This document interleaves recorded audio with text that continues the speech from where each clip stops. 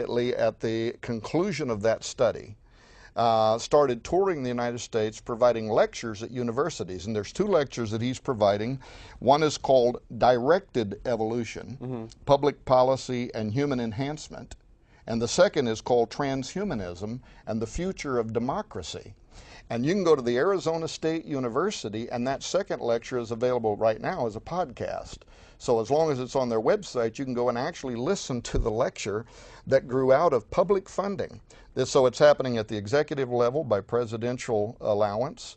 It's happening through the U.S. Department of Health. As you've documented yourself on your show numerous times, the U.S. military is interested in super soldier technology and extended performance warfighter for total battlefield domination, and literally billions of dollars over a decade have flowed. And now you probably saw where the 2011 budget for DARPA includes several $millions for what they call biodesign, which is the purpose of which is to create an immortal organism, and they even want a kill switch put in it in case this thing becomes a lethal force and you know, gets out of Pandora's box. Meanwhile, Iron Man 2 is out in the theaters, you know, and he's wearing the exoskeleton, so that's another promotional movie for the military.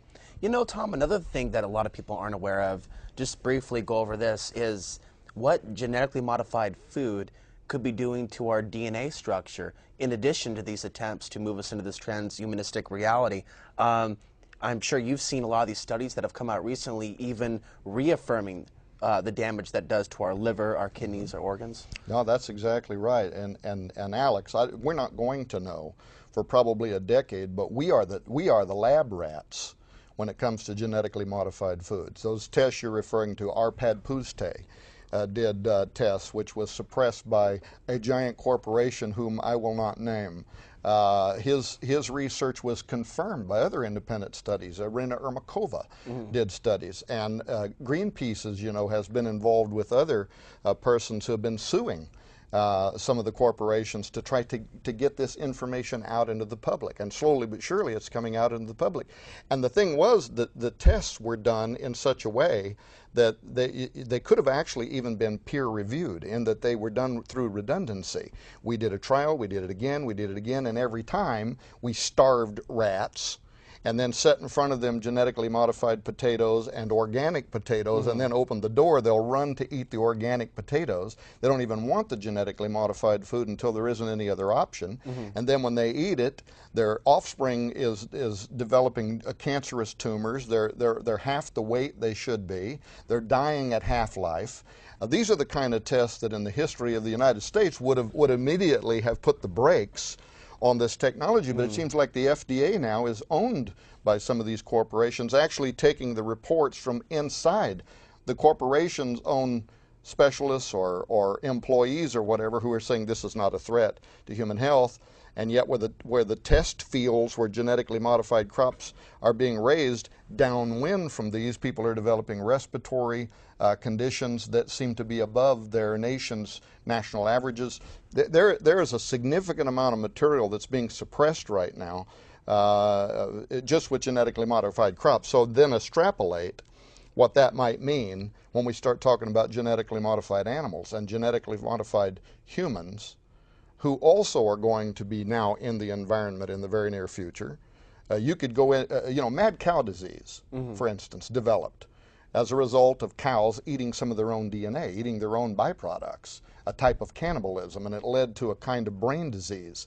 So now imagine in the near future, you're in the restaurant and you're eating goat cheese, and somehow some transgenic goat escaped its environment and has been out there breeding, and now all of a sudden you're consuming human DNA. Well, I'll tell you, I am not a vegetarian, but I think about it more and more these days when I read about cloned meat. Yeah. I mean, it's like, this isn't safe. I've actually had these arguments with people, Tom, where I'm trying to explain you don't want to be eating cloned cow. They're like, well, at least it's not genetically modified. So have you caught some of the latest reports on where this is going? The last I read was a couple years ago, and they said that they weren't able to trace the semen from the bull once it gets to that point, so it can already be unleashed into our food supply without them being able to detect it, potentially, these cloned meat products? The problem with it, I mean, when in history have we said we're going to create something and we're going to keep it, your show, out of the box, has some history behind it. I don't care if it's killer bees or anything else we ever did that we said we will be able to contain this. It won't get out of its environment. It reminds me of the movie Jurassic Park when Ian Malcolm, that Weasley-looking scientist who subscribes to the chaos theory, says nature will find a way. And that is a fact. If we create these products, nature is going to find a way for it to cross over into the natural environment, and when it does, it could lead to a biological nightmare. Imagine what's going to happen with prion contamination. Imagine what could happen with farm animals. Wired magazine recently ran an article, this may be 6 months ago, 8 months ago now maybe. Anyway, it was called Farm Animals, P-H-A-R-M, Crank Out Drugs.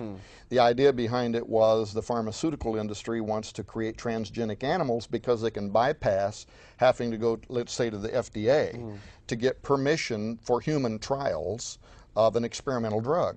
Well, the way to get around that and not have to get permission is you create a transgenic animal that's got human DNA, and you can use it as your laboratory to see how those human elements, those parts, are going to respond to this treatment for a particular kind of disease. And you can kind of write around the FDA's guidelines and say, we tested this against human DNA, and it works.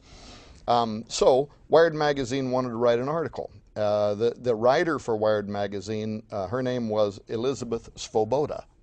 And she contacted me. She had read an editorial that I had written for WorldNet Daily that was raising caution about some of this. And she said, would you be willing to be part of this article, because she wanted the article to be balanced. And I said, sure. And I sent her a couple pages, maybe 10 different issues in which I thought, caution could be raised. When the article came out, nothing I wrote was included.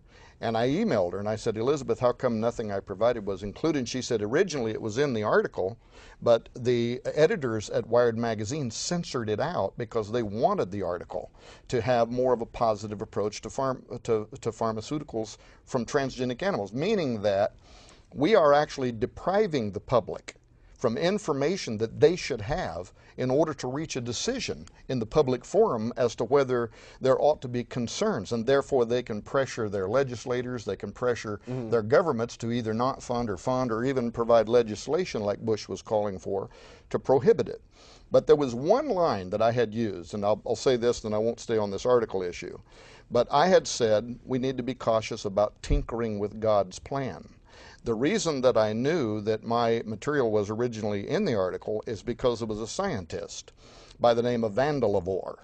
And in her material that was left in the article, she said, some people say we shouldn't be tinkering with God's plan.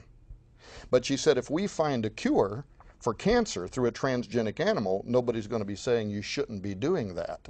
I wanted to email Mrs. Vandelavore and suggest that she watch the movie I Am Legend with Will Smith, because it actually starts out with that very premise. You have a geneticist on a television show saying we have found the cure for cancer. And the cure for cancer turns out that they blended human and animal DNA, because some animals are more resilient to cancer, and then from that derived a vaccine. And they vaccinated all the world, and everybody celebrates because now we don't have cancer. And then the scene changes, and it's a year or 2 years or whatever down the road, and most of all life on Earth has been wiped out. Why? The unintended consequence of blending humans and animal DNA for a vaccine led to the creation of a human form of rabies, which then would have never been natural to our system, wipes out most of mankind. And that's based on a real scientific possibility. And that's very amazing that it's sitting there in a Hollywood movie. I think we should talk about that a little bit in a moment. All these Hollywood movies, including Gattaca, which you brought when you came to the studio a couple of years ago. But one quick point, again, back to genetically modified food, fertility rates dropping. And it really becomes a moral discussion for those listening to this. The food that we're eating, not just the fast food, but the stuff that you're getting from Safeway and Fred Meyer, it's not right, and it's doing something to our offspring. And I know there's all this propaganda out there saying there's too many people on the planet, oh, we've got to cull the population. But how is it morally right for them to decide what's in our food and how it's structured? Yeah, and is there a connection? And whether or not we can eat drink raw milk